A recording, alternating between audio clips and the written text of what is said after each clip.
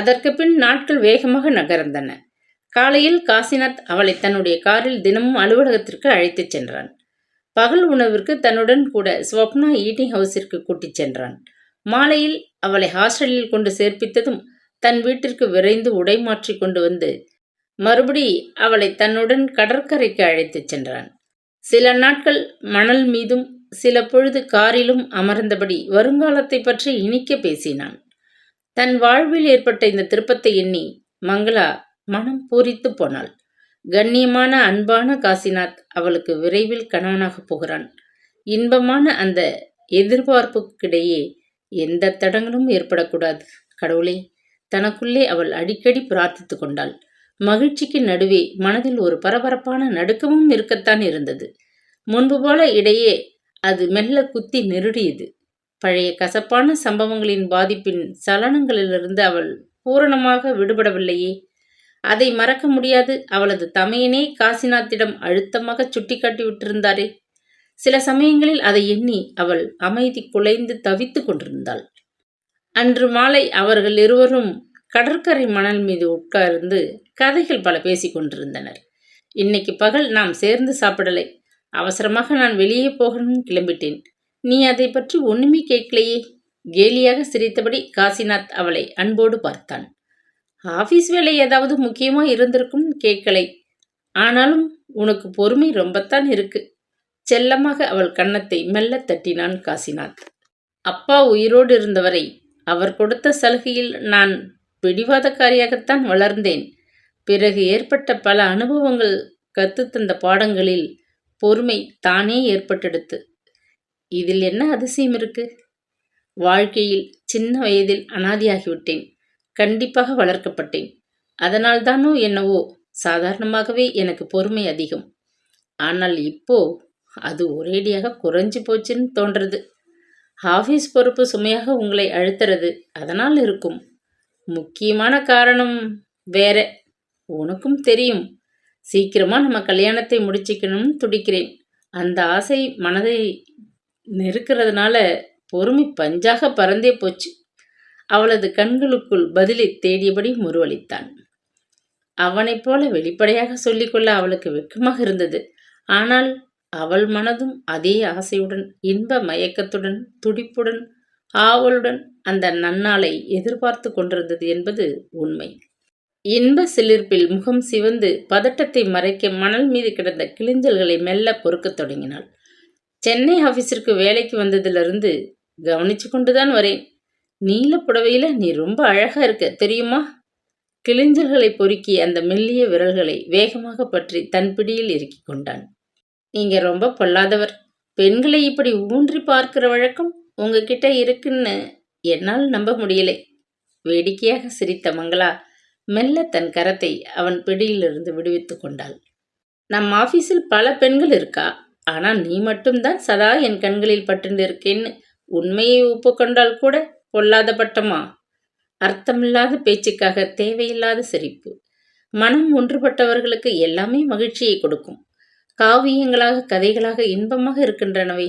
வியப்புடன் மங்களா அவனை அன்போடு பார்த்தாள். சாப்பாட்டு நேரத்தின் போது நான் கடைத்தெருவுக்கு போயிருந்தேன். இதுதான் என் முதல் அனுபவம். அப்போ கூட சாமர்த்தியமாகத்தான் முடிச்சிருக்கேன். நீ பார்த்த பிறகு சந்தோஷப்படுவே. பூடகமாக பேசினால் எனக்கு ஒன்றும் புரியலை. மெல்ல சினிங்கினாள். சில சமயம் வெளிப்படையாக பேசி குங்குமமாக சிவக்கிற உன் முகத்தை பார்க்க ஆசையாக இருக்கு. சில சமயம் மர்மமா பேசி உன் கண்களில் ஏற்படுற திகைப்பை பார்த்து ரசிக்க தோன்றுறது. இன்னும் சில சமயங்களில் உன்னையே ஊகிக்க விட்டு வேடிக்கை பார்க்கணும்னு ஆவலா இருக்கும். மங்களா, புரியவில்லையா? என் உணர்வுகள் அத்தனையும் இப்படி உன்னையே சுற்றி வட்டம் அடிச்சுண்டு விளையாடுறது. நான் என்ன பண்ணுவேன்? இந்த சில நாட்களில் அவன் எப்படித்தான் மாறிவிட்டான். கண்டிப்பும் கராருமாக இருந்தவன் இப்பொழுது கொஞ்சி குழந்தையைப் போல இனிக்கி இனிக்கி பேசி அவளை எப்படியெல்லாம் மயக்குகிறான். வேலையில் திறமைசாலியாக இருப்பது போல காதலிப்பதிலும் அப்பப்பா எண்ணி மகிழ்ச்சியில் பூரித்து போனாள். அவனது ஆழமான அன்பை கவர்ந்து கொண்டு விட்டதை பற்றி பெருமையில் நெஞ்சு வெம்மியது. நேரமாகிறது. இப்போ கிளம்பினால்தான் ஹாஸ்டலுக்கு போக சரியாக இருக்கும் நினைவுபடுத்தினாள். ஹாஸ்டல் வாசலில் அவளை இறக்கிவிடும் முன் டிக்கியிலிருந்து ஒரு பார்சலை எடுத்து அவளிடம் கொடுத்தான். என்ன இது? ஆவலை அடக்க முடியாது வண்ண காகிதத்தை பிரித்து உள்ளிருந்த அட்டைப்பெட்டியை திறந்தாள். கருநீல வண்ணத்தில் அரக்கு கரையில் ஜருகை பளபளத்த காஞ்சிபுர பட்டு சேலையும் ரவிகை துண்டு ஒன்றும் அட்டைப்பெட்டிக்குள் காணப்பட்டன. என்ன இது என்று கேட்டபடியே அதன் மேல் வைக்கப்பட்டிருந்த சிறு சீட்டை பார்த்தாள். என் வருங்கால இனிய மனைவிக்கு என் அன்பளிப்பு. இப்போ இதுக்கெல்லாம் என்ன அவசரம்? நெஞ்சு நன்றியில் நெகிழ கண்கள் பணிக்க மெல்லிய குரலில் கேட்டாள். ரொம்ப அவசரம். நாளைக்கு காலையில் ஆபீஸுக்கு இதை கட்டி கொண்டு வரும்படி கேட்டுக்கொள்கிறேன். சரியா? பிரிய மனமில்லாது கையை ஆட்டிவிட்டு கிளம்பிவிட்டான் அவன். மறுநாள் காலை புது புடவை சரசரக்க அவள் காரில் வந்து ஏறிக்கொண்டாள். உன்னை பார்த்தால் இப்போ எப்படி இருக்கு தெரியுமா? ஆபீஸுக்கு போறாப்புல இல்லை. நேரே கல்யாண பந்தலுக்கு போய் மனையில் உட்கார போகிற கல்யாண பெண் போல ஜோரா இருக்கு. வேடிக்கையாக சிரித்தபடி காரை ஓட்டினான் காசிநாத். காதும் மூக்கும் கபகபவென்று சூடாவதை உணர்ந்தாள் அவள். அவனும் அன்று காலை கோட்டும் சூட்டுமாக அதிகப்படியான அலங்காரத்தில் தான் வந்திருந்தான். உங்களை பார்த்தால் கூட கல்யாண மாப்பிள்ளை போலதான் இருக்கு, மனதிற்குள் சொல்லிக் கொண்டாள். அலுவலகத்தில் அன்று ஒரே பரபரப்பு. எல்லோர் பார்வையிலும் வியப்பு. 2 பேரும் ஜோடியாக அலங்காரமாக வந்திருக்கிறாங்களே, என்ன விசேஷம்? தேநீர் வேலையின் போது மேனேஜர் எல்லோரையும் பொது ஹாலுக்கு அழைத்ததாக பையன் வந்து சொன்னான். தாமதமின்றி அனைவரும் அங்கே வந்து கூடினார்கள். மங்களாவுடன் ஜோடியாக அவர்கள் நடுவே வந்து காசிநாத் நின்றான். அவனது முன்னேற்பாட்டின்படியே ஆபீஸ் பையன் எல்லோருக்கும் இனிப்பும் தேநீரும் ஒருங்கே வழங்கினான். நீங்கள் எல்லோரும் இங்கே வந்ததற்கு நன்றி. உங்கள் அனைவருக்கும் ஒரு இனிப்பான செய்தியை சொல்லத்தான் இனிப்பை முதலில் வழங்கச் சொன்னேன். மிஸ் மங்களாவுக்கும் எனக்கும் விரைவில் திருமணம் நடத்த நிச்சயமாக இருக்கிறது. அழைப்பு வரும். எல்லோரும் வந்து வாழ்த்தி கௌரவிக்க வேண்டும். நன்றி. கை குவித்து எல்லோருக்கும் வணக்கம் தெரிவித்தான். பதஞ்சலிக்கு ஏற்பட்ட அதிர்ச்சியால் ஜிலேபியை ஒரே வாயில் விழுங்கி தேநீரை ஒரே மூச்சில் குடித்து தீர்த்தார். மங்களாவுக்கு இப்படி ஒரு அதிர்ஷ்டமா? புளியங்கொம்பை பிடிச்சு விட்டிருக்கிறாளே. பொறாமையால் அவர் வயிறு நெருப்பாக எரிந்தது. கங்க்ராச்சுலேஷன்ஸ், உரத்த குரலில் பாராட்டினார். அலுவலகத்தில் வயதிலும் அந்த பகுதியில் தகுதியிலும் பெரியவராச்சே. ஏதாவது இந்த சமயம் சொல்லித்தானே ஆகணும். எரிச்சலோடு தான் பாராட்டுதலை வழங்கினார். எல்லோரும் தொடர்ந்து பாராட்டிவிட்டு நகர்ந்தனர். பகல் உணவிற்கு வெளியே வந்து காரில் ஏறிக்கொண்ட போது கேட்டாள். எல்லோர் எதிரிலும் நீங்க இப்படி சொன்னதை கேட்க எனக்கு ரொம்ப கூச்சமாக இருந்தது. அவர்களுக்கெல்லாம் இப்போ இது தெரிஞ்சாகணுமா? தெரிஞ்சுக்கணுங்கிறதுக்காகத்தான் வெளிப்படையா எல்லோருக்கும் நம் நிலைமையை பற்றி விளக்கமாக சொல்லிவிட்டேன். இனிமே ஆஃபீஸில் உன்னையும் என்னையும் பற்றி கிசுகிசுக்கள் இருக்கவே இருக்காது. மேனேஜருக்கு மங்களா மேலே ஒரு இதுன்னு நினைக்கிற போது ரொம்ப சுவையான வம்புகள் கிளம்பிடுது. மங்களாவுக்கும் மேனேஜருக்கும் கல்யாணம் நிச்சயம் ஆயிட்டதுன்னு தெரிஞ்சதும் வம்புகள் உப்பு சப்பில்லாமல் அடங்கி போயிடும். புரிகிறதா? மங்களா மகிழ்ச்சியுடன் இருந்தாள். ஆழமான நீரோட்டத்தை போல நீங்க பார்வைக்கு ரொம்ப அமைதியா தெரிகிறேன். உண்மையில் ரொம்ப பொல்லாதவர்தான். செல்லமாக அவனது கையை மெல்ல கிள்ளினாள். அதற்கு பின்னர் அவர்கள் இருவருக்கும் ஓய்வு ஒழிச்சல் இன்றி பல வேலைகள் இருந்தன. வருங்காலத்தில் கணவன் மனைவி என்று அவர்கள் வாழப்போகிற வீட்டிற்கு தேவையான பொருட்களை மங்களாவின் விருப்பப்படி வாங்கி நிறைப்பதில் அவன் முனைந்து விட்டிருந்தான். அவளை தன் வீட்டிற்கு அழைத்துச் சென்று சுற்றி காட்டி ஆலோசனைகள் கேட்டான். தேடி தேடி ஜாமான்களை வாங்கி சேர்ப்பதில்தான் அவர்களுக்கு எத்தனை உற்சாகம், ஆனந்தம். அன்று மாலை ஹாஸ்டலுக்கு திரும்பிய போது அறைக்கதவை திறந்தவுடன் அவள் பெயருக்கு வந்த கடிதம் ஒன்று உள்ளே தரை மீது கிடந்தது. காசிநாத் தன்னை விரும்பி மணந்து கொள்ள கேட்ட சங்கதியை அவள் தோழி லதாவுக்கு எழுதியிருந்தாள். அவளிடமிருந்து பாராட்டு கடிதமும் வந்துவிட்டிருந்தது. இது யாரிடமிருந்து வந்திருக்கிறது? வியப்புடன் கையில் எடுத்தாள். பழக்கமில்லாத கையெழுத்து. அவசரமாக கடித உரையை பிரித்தாள். திக்கின்ற உணர்வில் தடுமாறி போனாள். அது ஒரு மொட்டை கடிதம். காசிநாத்தை நீ நேசிப்பது உண்மை என்றால் உடனே இந்த கல்யாணத்திலிருந்து விலகிக் கொள்வதுதான் முறை. உன் கழுத்தில் தாலி ஏறினால் அது வேம்பாக மாறி கட்டின கணவனை குத்திவிடும். அத்தனை அதிர்ஷ்டக்காரி நீ. உன்னை கல்யாணம் பண்ணிக்கொள்ள முன் வந்த 2 பேர்களுக்கு நேர்ந்த துர்பாக்கியம் காசிநாத்துக்கும் ஏற்பட வேண்டாம். பாவி பெண்ணே, அவனை வாழ விடு. கடிதத்தை மடித்து கைப்பைக்குள் வைத்துவிட்டு அவசரமாக குளியல் அறைக்கு விரைந்தாள். அன்று காசிநாத்தும் அவளும் அருகில் இருந்த பிள்ளையார் கோவிலுக்கு போய் வருவதென்று ஒரு ஏற்பாடு. குழாய் தண்ணீருடன் போட்டியாக பொங்கிக் கொண்டு வந்த கண்ணீரை அடக்கி கொண்டு குளியலை சீக்கிரம் முடித்து கொண்டு வேறு உடுத்தி கொண்டு தயாரானாள்.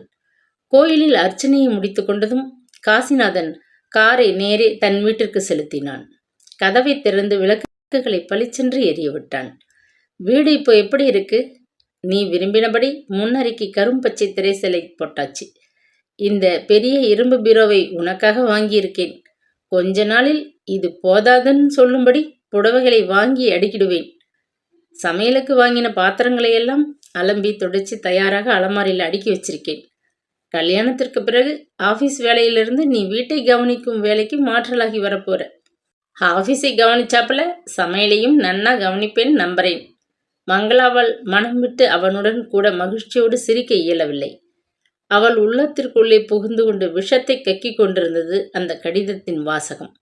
எந்த பாவியோ அவள் சந்தோஷமாக இருக்க போறதை காண சகிக்காது இப்படி ஒரு கடிதத்தை எழுதி காய்ந்து போன ரணங்களை கிளறி விட்டிருக்கிறான். அவளது மன போராட்டத்தை கவனிக்காது காசிநாத் மேலே பேசிக்கொண்டு போனான். முக்கியமான ஒரு பொருளை உன்னிடம் காட்டத்தான் இன்னைக்கு இங்கே அழைச்சிட்டு வந்திருக்கேன். என் குருநாதருக்கு ஏற்கனவே நம்மை பற்றின சங்கதியை எழுதி விட்டிருக்கேன்னு சொன்னேன் இல்லையா? அவரை காண நான் அடுத்த வாரம் பரோடா வரை ஒரு பயணம் போக வேண்டியிருக்கு. திடுக்கிட்டு மங்களா அவனை கவலையுடன் பார்த்தாள். என் குருநாதர் மனைவிதான் என் வளர்ப்பு தாயாருங்கிறதும் உனக்கு தெரியும். தான் போட்டுண்டிருந்த தங்க சரட்டை எனக்கு சொத்தாக என் தாய் விட்டுட்டு போயிருந்தா. என் குருநாதர் அதை பத்திரமாக வச்சிருந்து நான் இங்கே வர்றதுக்கு முன்னாடிதான் என்கிட்ட ஒப்படைச்சார். உன் வருங்கால மனைவிக்கு உன் தாயார் பரிசுன்னு சொல்லி ஆசீர்வதித்தார். உன் சம்மதம் கிடைச்சதும் நான் உடனடியாக இதை இங்கே தெரிஞ்ச நகைக்கடையில் கொடுத்து திருமங்கல்யம் செய்து சரட்டில் கோர்த்து தர ஏற்பாடு பண்ணியிருந்தேன். நேத்திக்கு அது கிடைச்சது. கடையிலிருந்து எடுத்து வந்து என் குருநாதர் படத்துக்கிட்ட வச்சிருக்கேன்.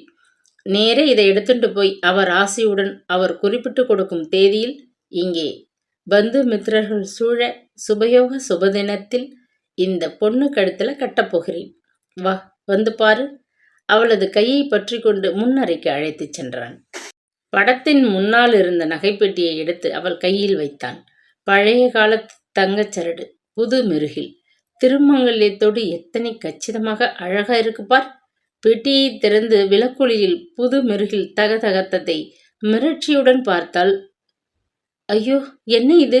நகைப்பெட்டிக்குள்ளே ஒரு பாம்பல்லவா இருக்கு. அவரை கடிச்சிட்டா? வீடே சுழலுவது போன்ற திகைப்பும் பிரமிப்பும் துயரமும் தாளாது அவள் விம்மினாள். மங்களா, என்ன இது? பதற்றமாக காசிநாத் அவளை நெருங்கினான். அலுவலகத்தில் இப்போது மங்களாவின் அந்தஸ்து திடீரென்று உயர்ந்து விட்டிருந்தது. அம்மாவுக்குன்னு ஸ்பெஷல் டீ கொண்டு வந்திருக்கேன். பற்கள் அனைத்தையும் காட்டி ஆபீஸ் பையன் தேநீர் கோப்பையை அவள் மேஜை மீது வைத்தான். மங்களா மௌனமாக அவனை பார்த்தாள். கல்யாணமானதும் அம்மா வேலை செய்ய போவதில்லையாமே? அப்போ என் தீபாவளி பொங்கல் தினத்தன்று நான் ஐயோவோட பங்களாவுக்குத்தான் வந்து வசூல் செஞ்சுக்கணும் போலிருக்கு. சிரித்தான் அவன். அலுவலகத்து சங்கதியை வீட்டிற்கும் வீட்டு விஷயங்களை அலுவலகத்திற்கும் கொண்டு குழப்பிக் கொள்கிறவர் காசிநாத் இல்லை. நீ அங்கு வந்து நின்றால் இனாம் கிடைக்காது, ஐயாவின் கோபம்தான் கிடைக்கும். சொல்ல வேண்டுமென்று ஆவலில் துடித்தாள். ஆனால் மௌனமாக முருவளித்துவிட்டு தபாலில் வந்திருந்த கடிதங்களை சேர்த்து அவன் கையில் கொடுத்தாள். மேனேஜரிடம் கொண்டு போய் கொடு என்று ஜாடை காட்டினாள். தேநீர் கோப்பையுடன் மாலினி அவள் மேஜை அருகே வந்தாள். மிஸ் மங்களா, ஒன்று கேட்கிறேன், கோவிச்சிக்க கூடாது. உத்தேசமா உங்க கல்யாணம் எப்போ நடக்கப் போகுதுன்னு சொல்ல முடியுமா? ஏன் என்ற பாவனையில் மங்களா அவளை வெறித்தாள். உங்களுக்கு நல்லதாக ஒரு கல்யாண பரிசு வாங்கித்தர திட்டமிட்டிருக்கும். முன்னதாக தேதி தெரிஞ்சால் எல்லார்கிட்டே இருந்தும் பணத்தை வசூல் பண்ண சுலபமாக இருக்கும். அந்த பொறுப்பு என்னுடையதாகி விட்டிருக்கு. ஒரு மொட்டை கடித ரூபத்தில் ஏற்கனவே கல்யாண பரிசு வந்தாச்சு. இன்னும் என்ன எனக்கு கொடுக்க பாக்கி வச்சிருக்கேன் என்று கேட்க வேண்டும் போல நெஞ்சு வரை எழுந்த கோபத்தை அடக்கி கொண்டாள். மேனேஜரை கேட்டு தெரிஞ்சுக்கோங்க, அதுதான் முறை. மெல்ல சிரித்தாள். அப்பாடி, அவர்கிட்ட போய் கேட்க முடியுமா? மாலினி மிரட்சியுடன் அப்பால் நகர்ந்தாள். அன்று மாலை பதஞ்சலி வெற்றிலையை துப்பி வாயை குப்பளித்து விட்டு பின்னாலிருந்து வந்தவர் நேரே அவளிடம் வந்தார். கல்யாணத்துக்கு பிறகு நீங்க இல்லாம இந்த ஆபீஸ் வெறிச்சோடி போயிடும். ஆனால் அதுதான் சரி. வேலையில்லாது அவதிப்படும் ஒரு ஆளுக்கு அந்த வேலை உதவும் இல்லையா? மேலும் குடும்பத் தலைவிங்கிற ஸ்தானம் இந்த அலுவலகத்து வேலையை விட ரொம்ப உயர்ந்த பதவியாச்சே. முகூர்த்த தேதி கூட நிச்சயமாயிருக்கும். ஏன்னா இந்த சென்னையில் இப்பவெல்லாம் கல்யாண மண்டபம் கிடைக்கிறது கஷ்டமா இருக்கே.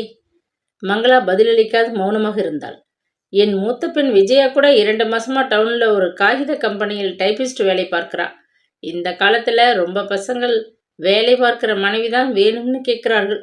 நிறைய அப்படிப்பட்ட வரன்கள் வரது. எனக்கு பிடிக்கல. என் பெண்ணுக்கு கல்யாணமானதும் அவள் நிம்மதியா குடும்பத்து தலைவியா ஒதுங்கி வீட்டுல தங்கிடணுங்கிறது என் ஆசை. ஆபீஸ் வீடுன்னு சுமக்க மாட்டாத பொறுப்பை குழந்தை தலையில் கட்டக்கூடாது. அவள் நிம்மதியா வாழணுங்கிறது என் ஆவல்.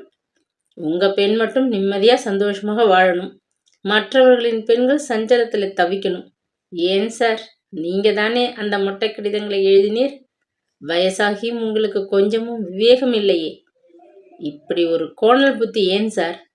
படபடவென்று கேட்க மனம் துடித்தது. ஆனால் அவர்தான் அவைகளை எழுதினார் என்பதற்கு என்ன ஆதாரம்? வீணாக அவருடன் மனஸ்தாபங்கள் ஏன்? மங்களா பிடிகொடுத்து பேசாது வழக்கம் போல மௌனமாக இருந்தது அவருக்கு எரிச்சலை ஊட்டியது. ஆனாலும் இந்த பெண்ணுக்கு மண்டை கர்வம் அதிகம். தமக்குள்ளே எண்ணி வெகுண்டவராக தமது இருக்கையை நோக்கி நடந்தார். தன் பெயருக்கு வந்த அந்த அனாமதேய கடிதத்தை அவள் காசிநாத்திடம் காட்டத்தான் விரும்பினாள். அன்று மாலை அவளை சந்திக்க அவள் ஹாஸ்டலுக்கு வந்திருந்தான். கைப்பைக்குள் அந்த கடிதத்தை போட்டுக்கொண்டு விரைவாக கீழே வந்தாள். உட்கார நேரமில்லை, நாம் உடனடியாக கடைக்கு போகணும், பரபரப்பாக பேசினான் அவன். குழப்பத்துடன் அவள் காரில் ஏறி உட்கார்ந்து கொண்டாள். அதை ஓட்டிக்கொண்டே வந்த காசிநாத் பேசினான். என் குருநாதர்கிட்ட இருந்து வீட்டுக்கு கடிதம் வந்திருக்கு. அதில் அவர் கல்யாணத்துக்கு 3 தேதிகள் குறிப்பிட்டிருக்கார். அடுத்த மாதம் 15ஆம் தேதி ஒரு முகூர்த்த நாள். அப்பவே நம்ம கல்யாணத்தை வச்சுக்கலாம்னு என் முடிவு. உனக்கும் சம்மதம் தானே? அத்தனை விரைவில் அவர்களது திருமணமா? மங்களாவுக்கு மகிழ்ச்சி கட்டுக்கொள்ளவில்லை. உங்கள் இஷ்டம், எனக்கும் சம்மதம், மெதுவான குரலில் பதிலளித்தாள். கல்யாணத்தை என் குருநாதர் குறிப்பிட்டுள்ள முதல் முகூர்த்தத்தில் வச்சுக்க நான் ஏன் அவசரப்படுறேன் தெரியுமா? சித்த முன்னதான் டைரக்டர் பிரசாத் என்னை ஃபோனில் கூப்பிட்டார். அடுத்த வாரம் நான் அவரை பம்பாயில் சந்திக்கணுமாம். வியாபார விஷயமாக ஜெர்மனிக்கு நான் அடுத்த மாதமே போய் வரணுமாம். அதை பற்றி பேசி முடிவு செய்ய உடனே வந்தாகணும்னு சொன்னார்.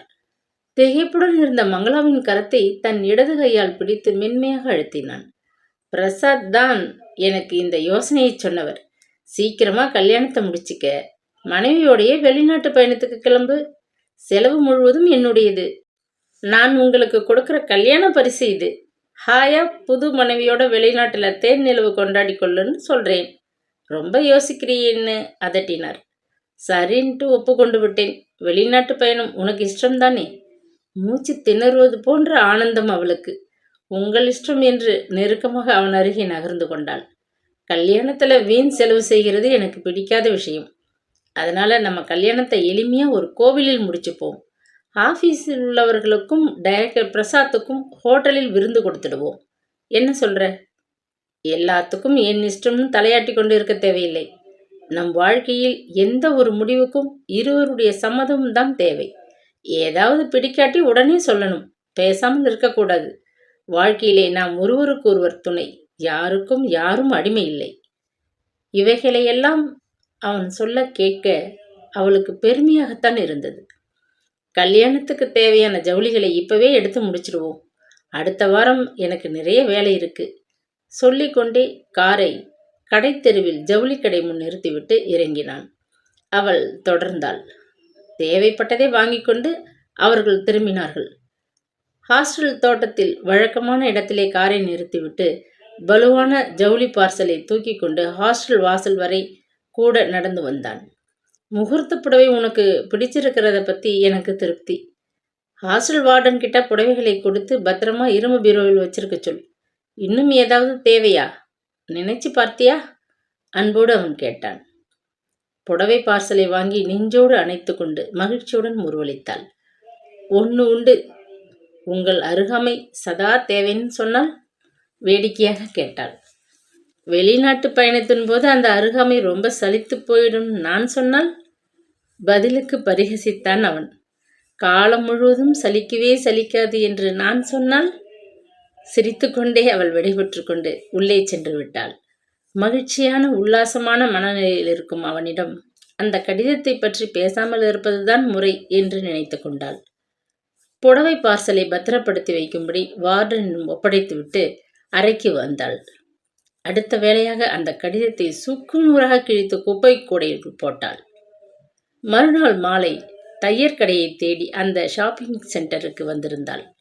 காரை வெளியே உரிய இடத்தில் நிறுத்திவிட்டு காசிநாத் போயிருந்தான். புடவைகளுக்கேற்ற ரவிக்கி துண்டுகளை தைக்க கொடுத்துவிட்டு சமையல்காரர் கொடுத்த ரசீது சீட்டை பெற்றுக்கொண்டு வெளியே வந்தவள் திடுக்கிட்டு நின்று விட்டாள். அவள் அண்ணா ஏதோ காரியமாக வேகமாக அங்கே வந்து கொண்டிருந்தவர் அவள் மீது மோதிக்கொள்ளாத குறையாக திகைப்புடன் அவரும் நின்று விட்டார். சமாளித்து கொண்டாள் மங்களா. அண்ணா, உங்களை வந்து வீட்டிலே பார்த்து நேரே சொல்லணும் தான் இருந்தேன். அதுக்குள்ளே இப்படி சந்திக்க நேர்ந்து விட்டது. எனக்கும் எங்கள் ஆஃபீஸ் மேனேஜர் காசிநாத்துக்கும் வர மாதம் 15ஆம் தேதி கல்யாணம் நடக்கிறதாக நிச்சயமாயிருக்கு. ரொம்ப சந்தோஷம். அதை என்கிட்ட ஏன் வந்து சொல்லணும்? மங்களா துயரத்தை மென்று விழுங்கினாள். அண்ணா, அவள் குரல் தழுதழுத்தது. அண்ணா வேண்டாம்னு வீட்டை விட்டு போனேன். இப்போ நீயே ஒருத்தனை தேடி கல்யாணம் வரைக்கும் வந்துட்ட. இதுக்கப்புறம் நான் எதுக்கு? அண்ணாவின் குரல் சீறியது. முகம் நெருப்பாக தகித்தது. அப்பா இருந்தா இந்த சமயம் என்ன பண்ணியிருப்பாரோ? அந்த ஸ்தானத்தில் நீங்கள் இருந்து எங்களை ஆசீர்வாதம் பண்ணணும்னு கெஞ்சி கேட்கிறேன்.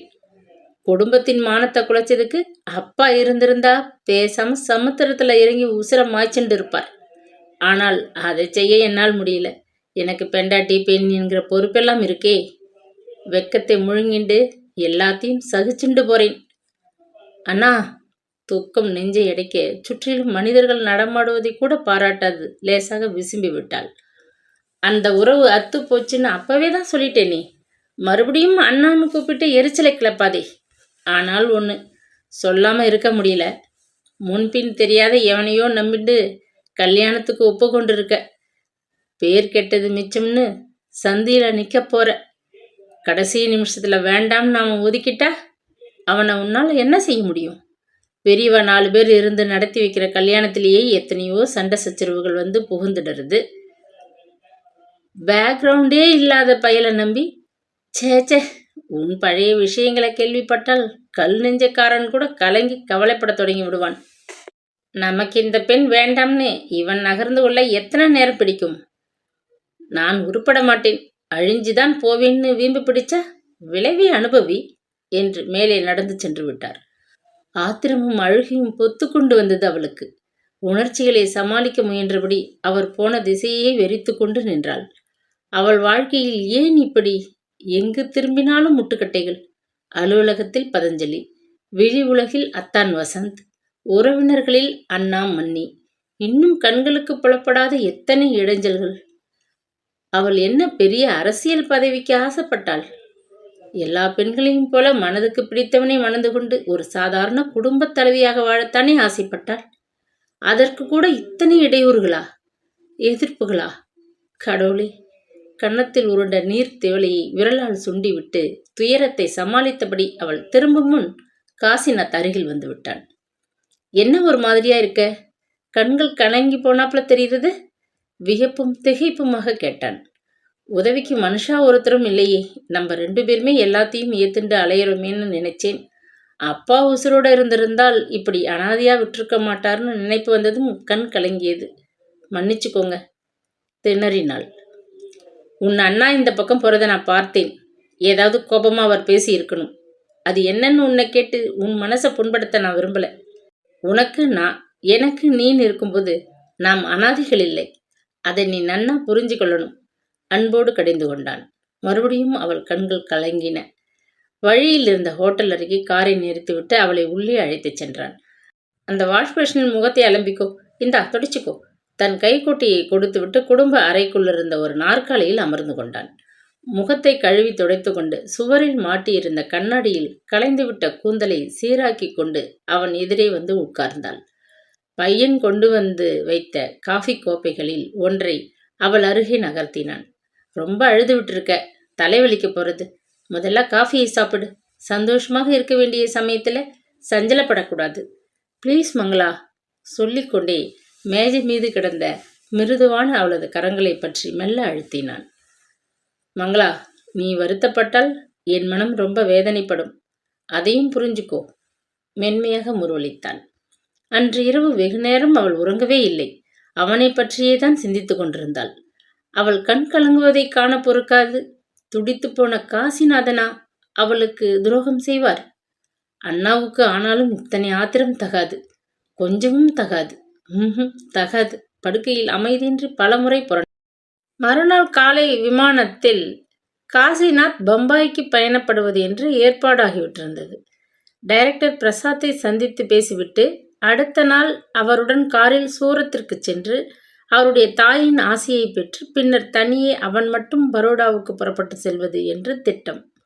எல்லாவற்றுக்கும் முன்கூட்டியே ஏற்பாடுகள் செய்துவிட்டிருந்தான். எந்த நேரத்தில் தான் எங்கே இருக்கக்கூடும் என்று தனது பயணத்திட்டத்தையும் அவளிடம் விரிவாக சொல்லியிருந்தான். மாதம் ஒருமுறை ஹாஸ்டல் வாசிகள் ஏதோ காரணம் பற்றி வெளியே தங்கிவிட்டு நேரம் கழித்து வரலாம். ஆனால் முன்கூட்டியே அனுமதி பெற்றிருக்க வேண்டும். இரவு 10 மணிக்குள்ளாக திரும்பிவிட வேண்டும் என்றதொரு சலுகை அந்த ஹாஸ்டல் விதிகளில் அடங்கியிருந்தது. இதுவரை அவள் அதை உபயோகித்ததில்லை. அன்று காலையிலேயே அந்த தனிப்பட்ட அனுமதியை மங்களா பெற்றுக்கொண்டு விட்டிருந்தாள். அன்று மாலை நீண்ட நேரம் அவனுடன் பேசிக் கொண்டிருக்க விரும்பினாள்.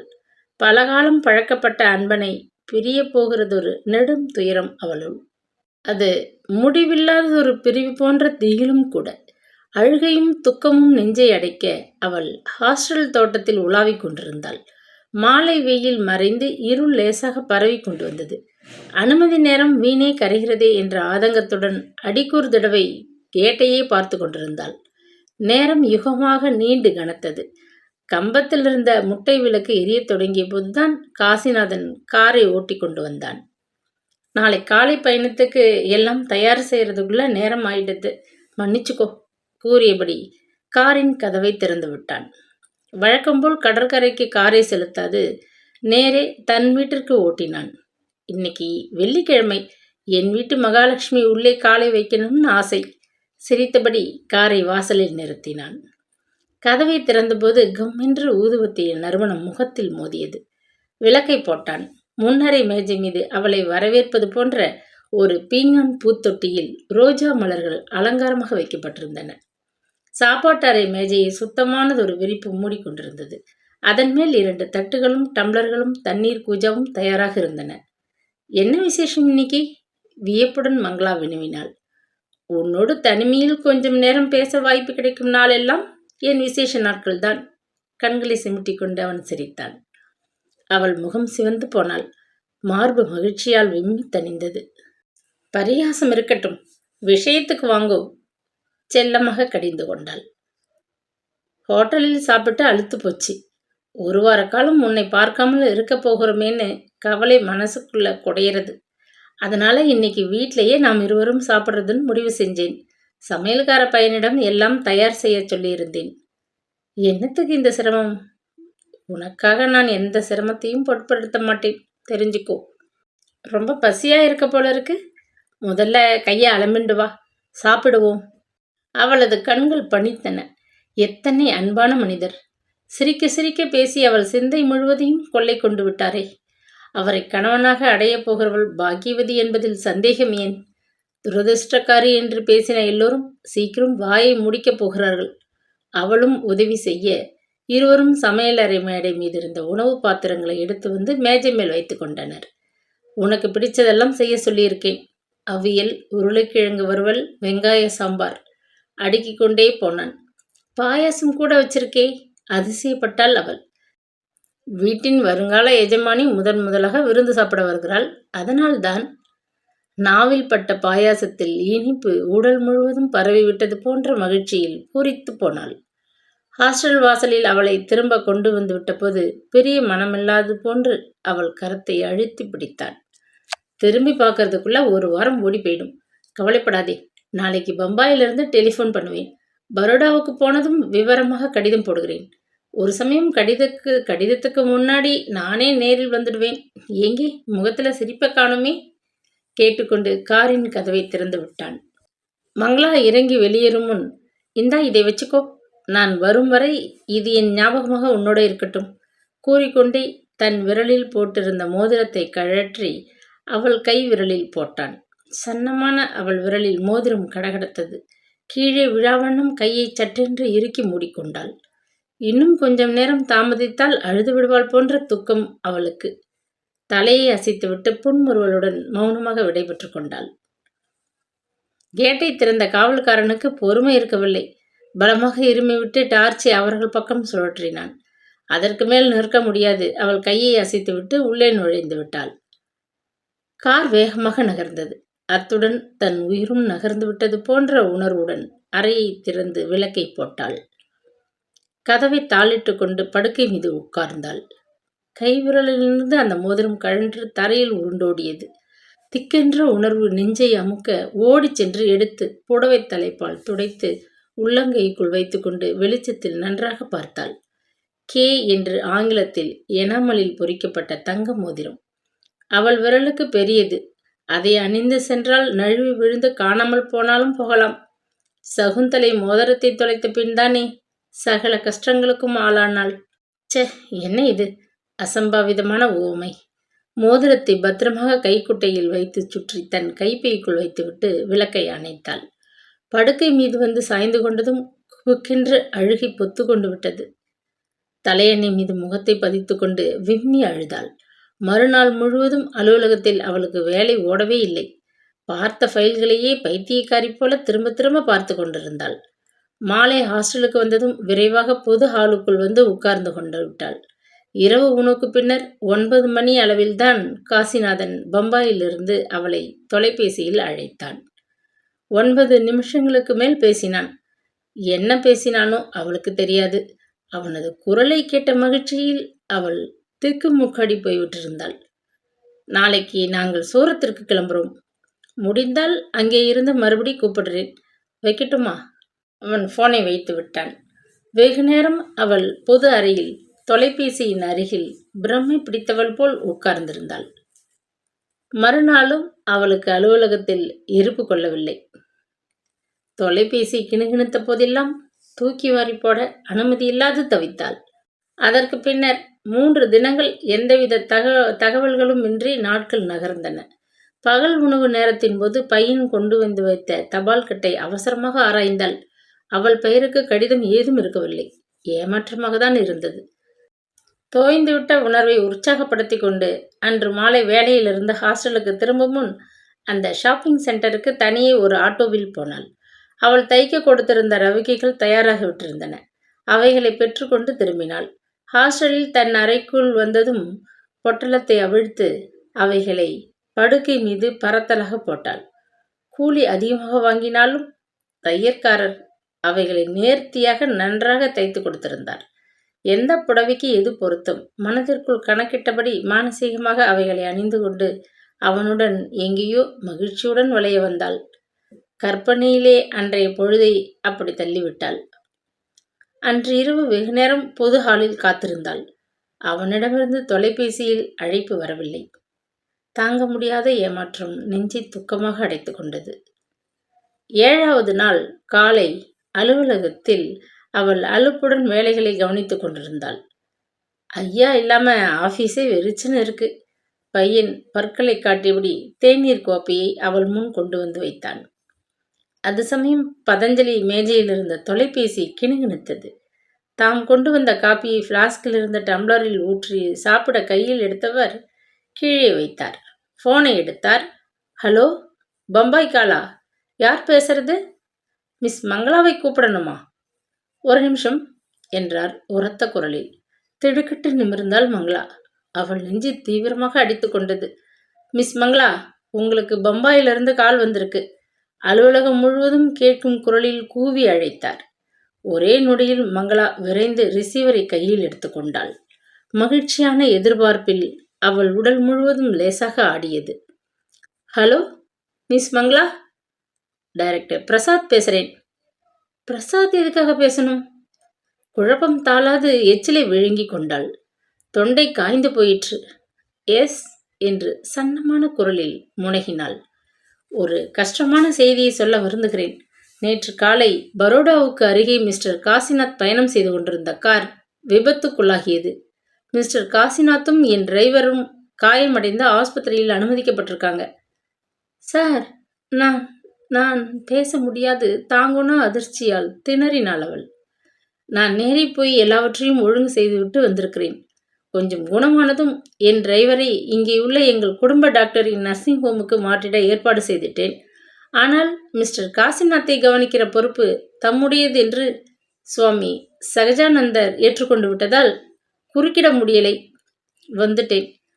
அப்போ பேச முடியாது. கண்ணீர் கன்னங்களை நனைக்க அவள் குமுறுவதைக் கண்ட பதஞ்சலியும் மற்றவர்களும் பதட்டமாக அருகில் ஓடி வந்தனர். என்ன என்ன ஆச்சு? ஏக காலத்தில் கேட்டபடி அவளை சூழ்ந்து கொண்டனர். நீங்க இங்க வந்து செய்யப்போவது ஒன்றுமில்லை. பொறுமையாக கடவுளை பிரார்த்தித்து கொண்டு இது சமயம் அமைதியாக இருக்கணும். டாக்டர் பிரசாத்தின் குரல் தேய்ந்து மறைந்தது. தொலைபேசியின் தொடர்பு துண்டிக்கப்பட்டது. போனை வைத்துவிட்டு அந்த பயங்கர அதிர்ச்சியின் சுமை தாளாது மேஜையை பிடித்து கொண்டு அவள் விம்மலுடன் குலுங்கினாள். காலடியிலிருந்து பூமி நழுவி முடிவில்லாத பள்ளத்திலே அவள் விழுந்து கொண்டிருப்பது போன்றதொரு திகில் உணர்வில் தன் முன்னால் நின்றவர்களை நடுக்கத்துடன் பார்த்தாள். என்னமாச்சு? பதஞ்சலியின் ஓங்கிய குரல் மண்டையில் அடிப்பது போன்ற ஒரு வேதனை. மேனேஜர் போன காருக்கு விபத்து ஏற்பட்டு அவரும் டிரைவரும் காயத்துடன் ஆஸ்பத்திரியில் கிடக்காங்களாம். டாக்டர் தெரிவித்தார். அதற்கு மேலே பேச முடியவில்லை. விம்மிக்கொண்டே தன் இருக்கையில் போய் உட்கார்ந்தாள். அந்த அறை முழுவதும் சுழன்று கொண்டு வந்தது. கண்கள் இருண்டன. எங்கேயோ ஒரு பள்ளத்திற்குள்ளே போய்க் கொண்டே இருப்பது போன்ற திகைப்பில் தன் நினைவை இழந்து மேஜை மீது சாய்ந்து விட்டாள்.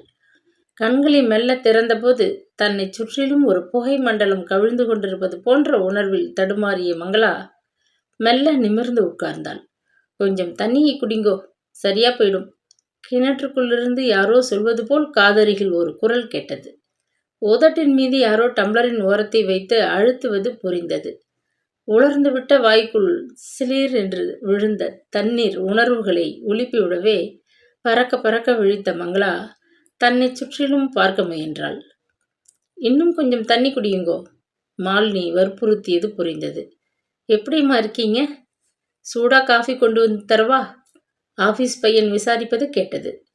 நல்ல வேலை, கீழே விழுந்துடாம உட்கார்ந்துட்டீங்க. இல்லாட்டா மண்டை சிதறி போயிருக்கும். பதஞ்சலி பரிதாபப்பட்டதையும் புரிந்து கொண்டாள்.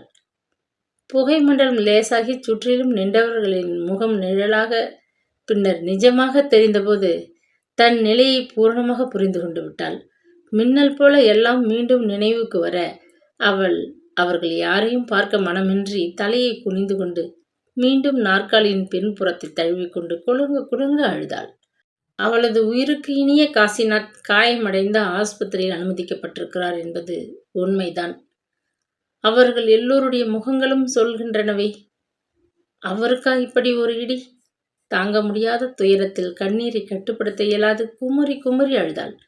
மிஸ் மங்களா, தைரியமா இருங்கோ. ஷீலா அனுதாபத்துடன் அவள் தோளை மெதுவாக தடவினாள். மிஸ் மங்களா, டாக்ஸி கொண்டு வர சொல்றேன். மாலினியை துணைக்கு அனுப்புறேன். லீவ் எடுத்துட்டு நீங்க இது சமயம் ஓய்வா ஹாஸ்டலில் 2 நாள் இருப்பது தான் நல்லது. பதஞ்சலி ஆலோசனை சொன்னார். நான் கூட வரேன் அம்மா, கவலைப்படாதீங்க. சீக்கிரம் நல்ல செய்தி கிடைக்கும். ஆபீஸ் பையன் ஆறுதல் கூறினான். மிஸ் மங்களா, கொஞ்சம் எழுந்து வந்து முகத்தை கழுவிக்கோங்க. அப்பத்தான் மயக்கம் போறாவும் தெரியும். கையை பிடித்து உதவ மேரி முன் வந்தாள். பரிதாபத்துடன் அவளை சூழ்ந்து கொண்டு நிற்கும் அத்தனை பேரும் கொஞ்ச நேரத்தில் அவள் பின்னால் என்ன பேசுவார்கள் என்பதை எண்ணிய போது உடல் குன்றிப்போன உணர்வும் துயரமும் வெட்கமும் மனதை கனத்தன. எல்லோருடைய உதவியையும் மறுத்துவிட்டு மெல்ல நடந்து பின்பக்கத்து அறைக்குள் நுழைந்தாள். நெற்றி மீது முடி புரண்டு மூக்கும் கண்களும் சிவந்தபடி கண்ணாடி காட்டிய உருவத்தை பார்த்தபோது மறுபடியும் அழுகை பொத்து கொண்டு வந்தது. அவள் ஒரு சொட்டு கண்ணீர் கூட வடிப்பதை பார்க்க சகிக்காது துடித்து போகும் காசிநாத் அவளை பிழிய பிழிய இப்போது அழ வைத்துவிட்டு ஆபத்தான நிலையில் ஆஸ்பத்திரியில் கிடக்கிறாரே. யார் அவரிடம் போய் அவள் படும் துயரத்தை சொல்லப் போகிறார்? முடியை அசட்டையாக கையால் தள்ளிக்கொண்டு முகத்தை கழுவி துடைத்து கொண்டாள். தன் இருக்கைக்கு வந்து கைப்பையை எடுத்து தோளில் மாட்டிக்கொண்டாள். இந்த மனநிலையில் அவளால் தொடர்ந்து வேலை செய்வது சாத்தியப்படாது என்பது உண்மை. இனி அழக்கூடாது. அழுது அவர்கள் முன்னிலையில் தன் மன பலவீனத்தை பறைசாற்றிக் கொள்ளக்கூடாது. பலமுறை தனக்குள்ளே சொல்லிக் கொண்டாள். பதஞ்சலியிடம் விடைபெற்று கொண்டு புறப்பட்டாள். பொது ஹாலை தாண்டும் முன் மேனேஜர் அறை முன்னால் காசிநாத் என்று பெயர் பொறித்த பலகை கண்களில் பட்டபோது சுக்குள் சுக்கலாக நெஞ்சு வெடித்துவிடும் போல துயரத்திலே துவண்டு போனாள். டாக்ஸியில் வந்து சேர்ந்த மங்களாவினால் நடக்கக்கூட முடியவில்லை. உயிர் பிரிந்து உடல் தக்கையாகிவிட்டது போல மாலினியின் கை தாங்களால் தன் அறைக்குள் வந்து படுக்கை மீது சரிந்து கொண்டாள். உடனடியாக மாலினி ஹாஸ்டலின் தலைவியிடம் விஷயத்தை விலக்கிவிட்டு சென்றாள். ஹாஸ்டலில் மங்களா தங்கத் தொடங்கி கொஞ்ச காலத்தான் ஆயிற்று. என்றாலும் தலைவிக்கு அவளை மிகவும் பிடித்து விட்டிருந்தது. காசிநாத் ஏற்கனவே அவளுக்கு மிகவும் தெரிந்தவன். மங்களா விரைவில் அவனை மணந்து கொள்ளப் போகிறாள் என்ற செய்தியில் தலைவி மனம் மகிழ்ந்து போயிருந்தாள். விபத்தை பற்றி கேள்விப்பட்டதில் அவள் மிகவும் கலவரமடைந்து போனாள். மங்களாவை கவனிக்க உடனடியாக ஹாஸ்டல் வைத்தியரை வரவழைத்து விட்டாள். கூட இருந்து உதவ பணிப்பெண்களுக்கு உத்தரவிட்டாள். தானே நேரில் வந்து மங்களாவை கண்டு ஆறுதல் பல சொல்லி தேற்ற முயன்றாள். எதிர்பாராத அதிர்ச்சியால் மங்களாவின் உடல்நிலை மிகவும் பலவீனமாகிவிட்டிருக்கிறது. 2 நாட்கள் படுக்கையில் ஓய்வாக இருக்க வேண்டும். டாக்டர் உத்தரவிட்டுவிட்டு மருந்துகளை எழுதி கொடுத்துவிட்டு போய்விட்டார். 2 தினங்களும் 2 யுகங்களாகத்தான் தெரிந்தன. நேரம் மெல்ல ஊர்ந்து சென்றது. 3வது நாள் அவள் பிடிவாதமாக வேலைக்கு புறப்பட்டு விட்டாள். தன் பெயருக்கோ தந்தியோ கடிதமோ வரலாம் என்றதொரு பரபரப்பான எதிர்பார்ப்பு. பையன் கொண்டு வந்து வைத்த தபால் கட்டை வேகமாக பிரித்து துழாவினாள். பெருத்ததொரு ஏமாற்றம். டைரக்டர் பிரசாத் ஒரு சமயம் அவளை தொலைபேசியில் அழைத்து தகவல் கொடுக்கலாம். தவிப்புடன் எதிர்பார்த்து கொண்டு வேலைகளில் பொழுதை ஓட்ட முயன்றாள். காசிநாத்திற்கு உடல்நிலை எவ்வாறு இருக்கிறது என்று ஒருவருக்குமே தெரிந்திருக்கவில்லை. கண்ணை கட்டி காட்டில் விட்டது போன்று மேனேஜர் இல்லாத அந்த அலுவலகத்து ஊழியர்கள் மௌனமாக வேலைகளை கவனித்துக் கொண்டிருந்தனர். நாட்கள் நத்தையாக நகர்ந்தன. 1 வாரமாகியும் டைரக்டர் பிரசாத்திடமிருந்து எந்த ஒரு தகவலும் வரவில்லை. அவள் பெயருக்கு தனிப்பட்ட முறையில் கடிதமும் காணவில்லை. அழுது துயரத்தில் தவித்த அவள் இப்பொழுது சந்தேகத்திலும் கவலைகளிலும் துடித்து கொண்டிருந்தாள். அவள் அண்ணா சொன்னபடி ஒரு சமயம் அந்த விபத்தில் மனம் முறிவு ஏற்பட்டு காசிநாத் அவளை கைவிட்டு விட்டாரோ? இல்லை, இருக்கவே இருக்காது. நினைவு திரும்பாத அளவு ஆபத்து நிலையில் ஆஸ்பத்திரியில் இருக்கிறாரோ என்னவோ.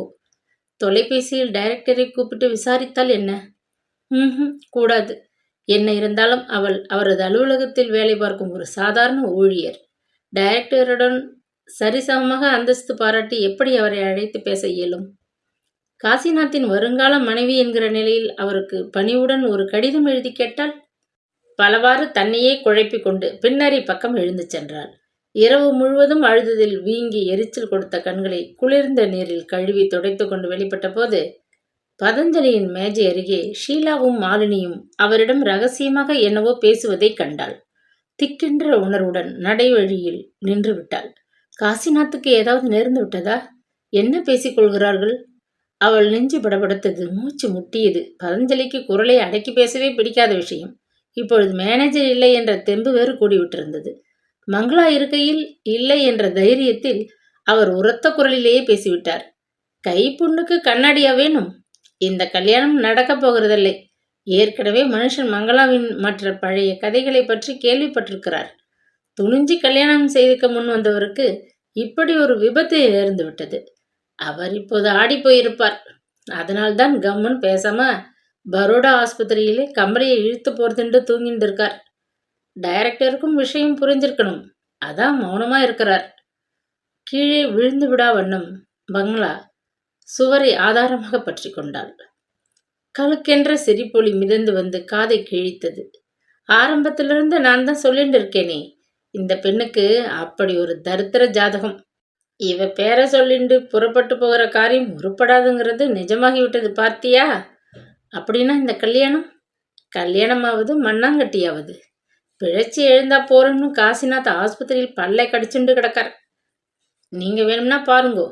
அவர் உடம்பு குணமானதும் இங்கே வராமல் அப்படியே மாத்திண்டு வேற பிரான்ச்சுக்கு போகட்டா என் பெயரை மாற்றி வச்சுக்கிறேன். மிஸ் மங்களாவுக்கு ஒன்றும் தெரிவிக்காமல் போவாரா? ஆள் கிளி பிடிச்சு போயிருப்பார். இவள் முகத்துல முழிச்சால் உயிரே போனாலும் போயிடும் ஓடி விடுவார். அக்கறை இருந்தால் இத்தனை நாள் சும்மா இருந்திருப்பாரா? ஒரு தந்தியாவது அனுப்பியிருக்க மாட்டாரா? கம்பி நீட்டுறதுக்குத்தான் மனிதன் இப்படி கம்முன்னு இருக்கார். பதஞ்சலியின் பயங்கர சிரிப்பு நெருப்பாய் நெஞ்சை சுட பொறுக்க மாட்டாது மங்களா திரும்பவும் பின்னறைக்கு விரைந்தாள்.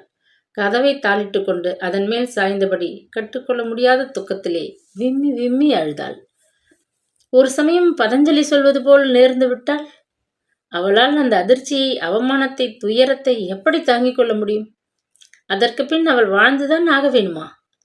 அண்ணாவால் கைவிடப்பட்டு, காசிநாத்தால் உதறப்பட்டு, அணு அணுவாக தேய்ந்து மாய்ந்து போவதை விட அவளே ஒரு முடிவுக்கு வந்துவிட்டால்? மனதை வதைத்த துயரத்தின் பலுவை தாளாத கண்ணீருடன் வெகுநேரம் அந்த கதவின் மீது சாய்ந்தபடி நின்று கொண்டிருந்தாள்.